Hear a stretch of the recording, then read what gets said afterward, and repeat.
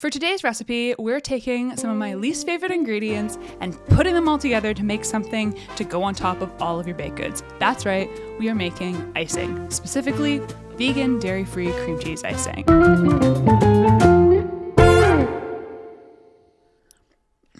One thing that's really important, yummy.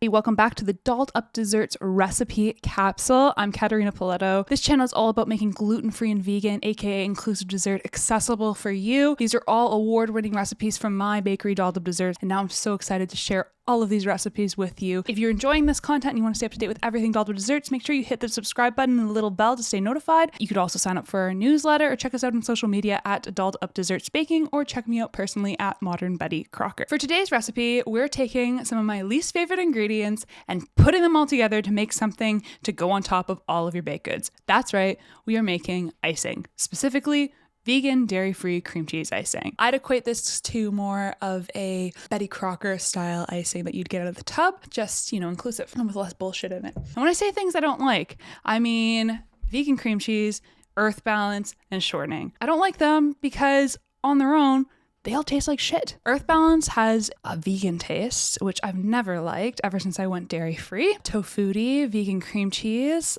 tastes like plastic, smells like plastic. Like even when I opened it today to portion it out, I was grossed out. I would never eat tofutti unless it's in this icing. And then shortening, which I will talk about in another reflection. I have a love-hate relationship with shortening for a variety of reasons, but you know what? Sometimes it does the job.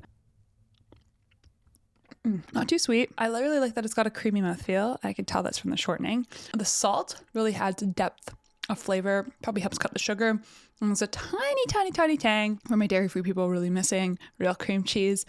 The fake tang from citric acid really takes it to another level. I'd equate this to more of a Betty Crocker style icing that you'd get out of the tub. Once you've gotten all your ingredients together, this recipe is super duper simple. You're gonna see it takes no time to whip up. So the longest thing you have to do is make sure your ingredients are at room temperature. You can make and whip this up when your butter is fresh out of the fridge and your cream cheese is fresh out of the fridge. You can do it. It's just gonna take a lot longer for you to whip it up. You're gonna put your mixer under stress. I would definitely recommend you have a stand mixer like good old trusty here. Once they're all at room temperature, you just dump your fats into the bowl. In addition to adding all the butters, you're also going to add in your salt and your citric acid at this point, because you really want to ensure that that is fully dissolved and whipped in homogeneously into the butter mixture. So the longer that gets mixed, the more that it'll be dispersed and better balanced. You can use the beater, you can use a whisk attachment, whatever suits your fancy, and you whip it up until it's fully combined. You're going to want to scrape down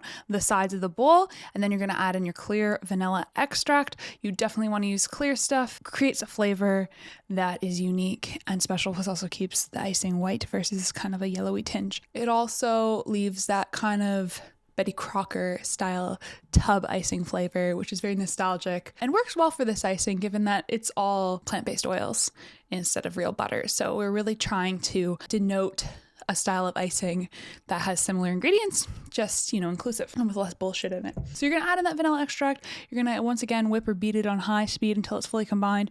And then you're gonna take your icing sugar and you're just gonna put it right in there.